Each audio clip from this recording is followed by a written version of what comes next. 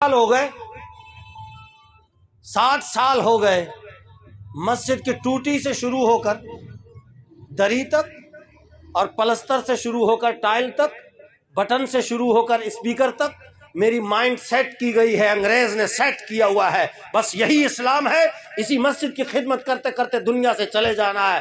خبردار اگر تم نے دین کی بات کی اور حکومت کی بات کی اور اقتدار کی بات کی، وہ اسی میں دبا رہا۔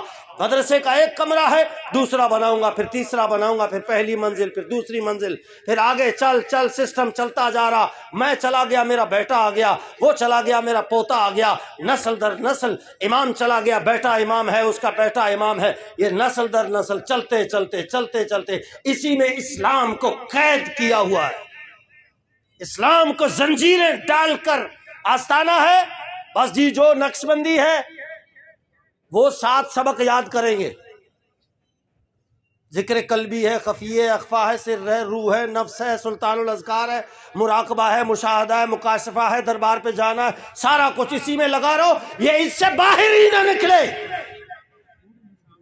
قادری ہے 10 سبق، چشتی ہے 13 سبق، سہروردی ہے 9 سبق، شاذلی ہے 42 سبق، وہ صرف اسی میں ان کو لگا رہو، لنگر پکائے جائیں، مرید ودھائے جائیں۔ اور علامہ اقبال نے بھی اس کی طرف اشارہ کیا، لیکن ان کی بات سنے کون؟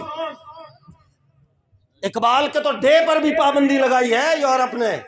کدھر ہو آپ لوگ؟ آپ پہ پابندی ہے؟ نہیں، جو بات کرے گا دین کو تخت پہ لانے کا وہ انگریز کے پہلے نشانے پر ہے۔